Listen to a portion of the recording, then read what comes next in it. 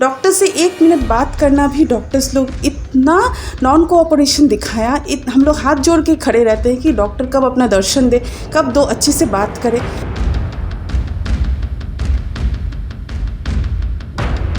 लेकिन health update के लिए वो लोग बोलते थे आप लोग हॉस्पिटल्स मत आओ, हम लोग हेल्थ अपडेट देंगे। लेकिन हेल्थ अपडेट कोई नहीं देता था, सिर्फ बिल कितना भरना है आज का वो लोग वो हर रोज़ करते थे। मैं बहुत असंतुष्ट हूँ, मैं डरी हुई हूँ हॉस्पिटल से। मैं मर भी जाऊँ, घर में मर जाऊँ, लेकिन ऐसे हॉस्पिटल्स में मैं मरना नहीं चाहती हूँ। शांतनु महंतो, जिनकी उम्र 45 साल है और उनके साथ मंगल पांडे रोड स्थित प्राइवेट नर्सिंग होम में क्या घटना हुई, उनके परिवार के सदस्यों से हम जानते हैं। उनकी बहन हमारे साथ जुड़ रही हैं, इनसे बात करते हैं कि क्या हुआ था और वो उस अस्पताल पर क्या आरोप लगा रही हैं। आपका शुभ नाम? मैं मिस संजुक्ता मित्रा हूँ। आप पेशेंट की क्या हैं? वो मेरे बड़े भाई हैं। बड़े भाई? हाँ। ये बताइए पेशेंट के साथ क्या घटना हुई थी, कैसे वो बीमार पड़े, क्या तकलीफ हुई उन्हें? पेशेंट को थोड़ा बीपी का इश्यूज़ रहता है, तो उनको बीपी के इश्यूज़ के वजह से 17 मई को उनको वो अनकॉन्शियस हो गए थे। तो इमीडिएटली वो, क्योंकि शिव मंदिर में रहते हैं, वो हमारे मम्मी पापा के साथ नहीं है, तो हमें पता नहीं चला। वहाँ के नेबर्स ने उनको एडमिट करवाया। तो फिर हमें घर में इन्फॉर्मेशन आई, तो हम मेरे पापा वहाँ पे गए, तो बताया गया कि उनका स्टेट ठीक नहीं है, उनको राइट साइड का मूवमेंट बंद हो गया है, उनका स्पीच बंद हो गया है, लगता है कि उनको स्ट्रोक आया है। इमीडिएटली उनका स्कैन करवाया गया और हमें कंफर्म किया है कि उनको हेमरेज हो गया है, क्लॉट आया है, तो इसके वजह से वो पैरालाइज्ड हो गए हैं राइट साइड से। अच्छा, आप उन्हें किस अस्पताल में लेके गई? हम लोग उनको यही हॉस्पिटल में लेके गए थे, पैरामाउंट हॉस्पिटल में लेके गए थे। तो फिर अगले दिन उसी दिन हमें बताया गया कि न्यूरोलॉजिस्ट उनको देख रहे हैं और चेस्ट स्पेशलिस्ट भी उनको देख रहे हैं। उसके बाद अगले दिन ट्यूसडे को हमें पापा को शाम को बुलाया और बोला कि डॉक्टर ने बताया कि हम उनको देखभाल नहीं कर सकते, क्योंकि वो उनका कोविड पॉजिटिव भी आया है।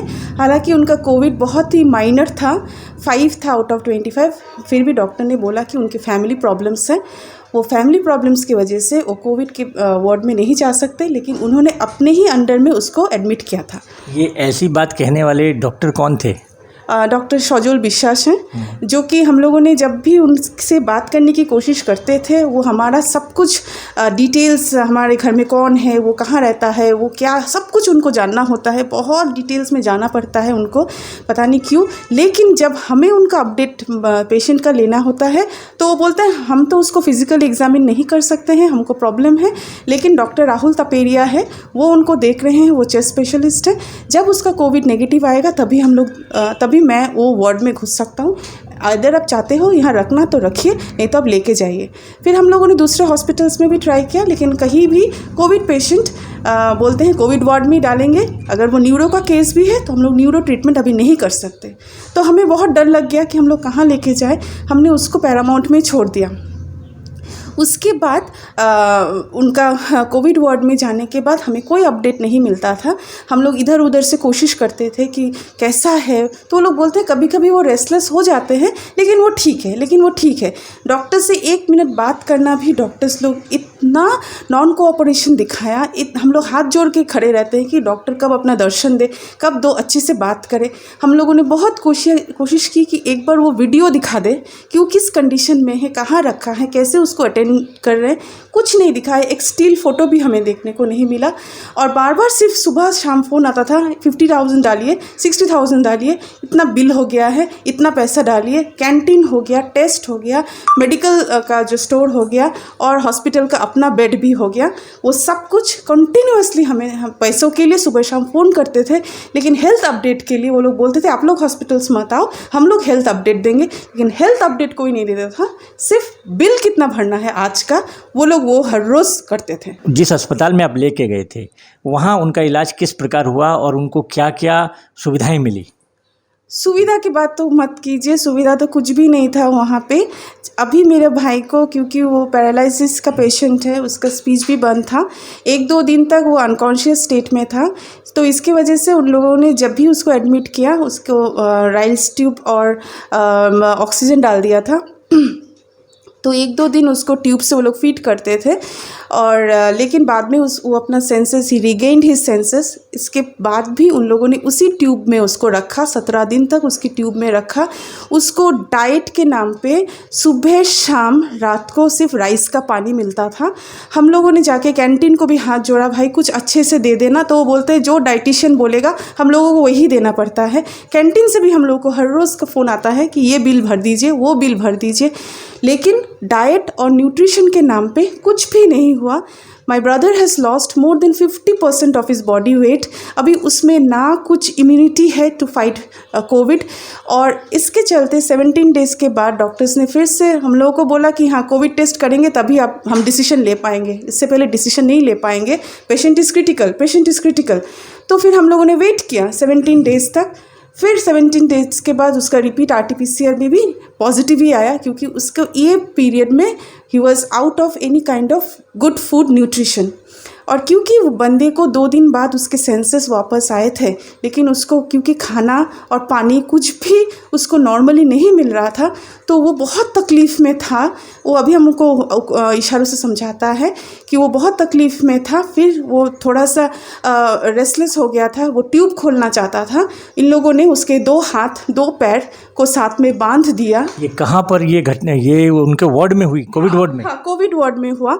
जब मेरे पापा को लास्ट दिन जब वो डिस्चार्ज के लिए गए थे, तो बोला कि चलिए आपको दिखाते हैं उसको। ऊपर उसको लेके गए, पापा ने देखा कैसा एक रूम था जिसमें उसे काले पर्दा रखा था। लग रहा था कि वो कोई क्रिमिनल है जिसको वैसे सज़ा मिला है हाथ पैर बांध के, क्योंकि वो रेस्टलेस हो जाता था भूख के मारे। तो आपने इसकी शिकायत मैनेजमेंट से नहीं की कि बांधा क्यों आपने मरीज को? हम लोगों ने पूछा था, तो मुझे तो ये हद तक नहीं पता था कि उसको ऐसे 17 दिन से बांध के रखा था। हमें तो ये लगा था कि शायद कुछ टाइम के लिए बांध के रखते होंगे, और उसको क्योंकि वो 17 दिन से खाना पीना भी बंद था, उसको सिर्फ डाइपर्स में रखते थे। उसको बॉडी में रैशेस होता था, वो उसको ईचिंग होता था, लेकिन वो नहीं कर पाते थे उसका।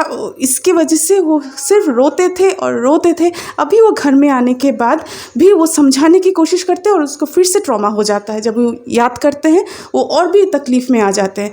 घर में आने के बाद हम लोगों ने कल डॉक्टर्स को, मैंने दिन में 10 बार फ़ोन किया। डॉक्टर्स का वहाँ पे अलाउड नहीं है, वो लोग फ़ोन में अपना पर्सनल कॉन्टैक्ट डिटेल्स नहीं देते हैं, हम लोग उनसे बात नहीं कर सकते हैं। वो घंटों भर चेम्बर में नहीं आते, वो लोग बोलते हैं हॉस्पिटल में आओ तब बात करेंगे। अभी लॉकडाउन है, मैं और मेरे पापा हम लोग कहाँ भागेंगे? पेशेंट को अटेंड करेंगे कि हॉस्पिटल में जाके इनके लिए घंटे भर वेट करने के बाद ये लोग 2 मिनट का भी टाइम नहीं देते हैं, इतने बिजी हैं। और एक तरफ कहा जाता है डॉक्टर भगवान है, लेकिन आपके साथ जो घटना हुई उससे आपको क्या लगता है? भगवान होते होंगे, ऐसा नहीं है कि डॉक्टर्स अच्छे नहीं हैं। मैंने भी सिलीगुड़ी में ही बहुत सारे भगवान जैसे डॉक्टर्स को मैंने देखा है। मेरा भी बच्चा है, उन लोगों ने इतनी अच्छी ट्रीटमेंट, सिलीगुड़ी के काफ़ी कॉम्पिटेंट डॉक्टर्स हैं जिनको मैं सच में मानती हूँ, लेकिन कुछ एक डॉक्टर्स के वजह से बदनाम है एक्चुअली। हाँ, सब डॉक्टर्स मैं नहीं बोल सकती कि ख़राब है, बहुत बिल्कुल आपकी बात सही है कि सारे डॉक्टर एक जैसे नहीं होते। कुछ डॉक्टरों के कारण जो है ये पेशा थोड़ा ख़राब होता जा रहा है। अच्छा, मुझे एक बात और बताइए, कितना बिल हुआ तकरीबन आपका? अभी हमारे पास मेरे पास जो भी डॉक्यूमेंट्स हैं, मेरे पास अभी 4,75,000 से के थोड़ा ऊपर बिल्स है, और भी बिल्स है जो मेरे पापा के पास रखा हुआ है, और कैंटीन का एक्स्ट्रा है बिल्स, तो सब मिला के 5 लाख से ऊपर है बिल्स। ये कितने तारीख को भर्ती हुए और कब निकले? टोटल कितने दिन का बिल है ये वो 17 को भर्ती हुए थे शाम को 4 बजे, और उनको 2 तारीख को शाम को 7 साढ़े 7 बजे उनको डिस्चार्ज मिली। मतलब आपके हिसाब से 15-16 दिन का बिल 5 लाख के करीब हुआ है, ठीक है ना? तो ये मुझे बताइए, जब आप मैनेजमेंट के पास कोई बात लेकर जाते थे तो मैनेजमेंट ने कभी कुछ कार्रवाई की उस पर? नहीं, हम तो सिर्फ उसका थोड़ा जानकारी चाहते थे कि वो बंदा बच जाएगा ना, क्योंकि वो लोग बोलते थे वो क्रिटिकल है, तो हमें तो डर लगता था। और हम लोग क्योंकि हमारे पेशेंट उनके हाथ में, हम लोग तो ज़्यादा ज़ोरदार कुछ कर नहीं सकते ना, हमें तो डर लगता है कि ये लोग बोलेंगे लेके जाओ पेशेंट, फिर हम लोग कहाँ लेके जाएंगे।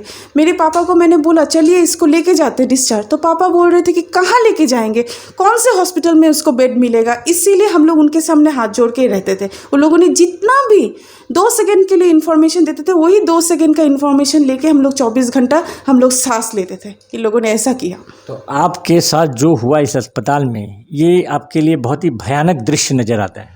मुझे तो, मैं सोच नहीं सकती हूँ कि किसी को कोविड ना हो, किसी को ये सिचुएशन झेलना नहीं पड़े सर। ये बहुत ही भयंकर अभी जो ट्रॉमा चल रहा है घर में, मेरी मम्मी, मेरे पापा, मेरे भाई के वाइफ, मेरी भाभी, बेटा, उनको जो अभी ये ट्रॉमा शुरू हुआ, क्योंकि अभी हमको सब पता चल रहा है। माने आपके कहने का मतलब, एक तो वो पहले से बीमार थे अस्पताल से और बीमारी लेकर आ गए। बीमारी लेके आए।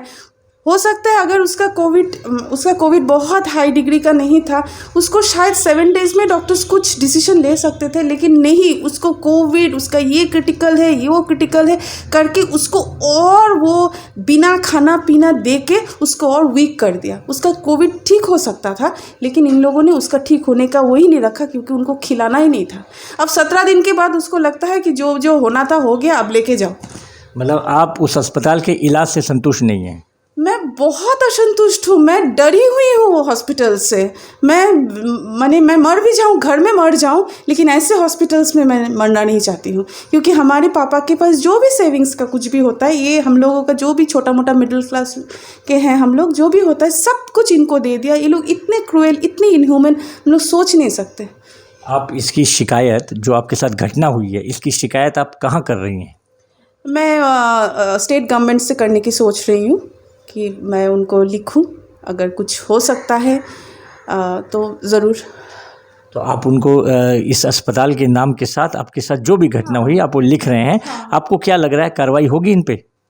मैं तो सिर्फ आशा कर सकती हूँ, I can just be hopeful कि अगर ये हो सकता है तो मेरे साथ तो जो हो गया, तो आगे शायद इनके ऊपर कोई एक्शन हो, तो शायद कुछ और लोग बच जाए इनके एक्सप्लॉयटेशन से।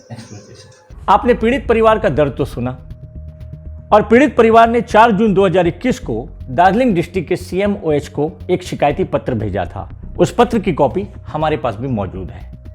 और जब हमने इस विषय में अस्पताल प्रबंधन से संपर्क साधने की कोशिश की, तो उन्होंने हमारा फ़ोन पहली बार तो रिसीव किया और उन्होंने हमें कहा कि हमें समय दीजिए, मरीज की डिटेल्स दीजिए और हम आपसे संपर्क करेंगे।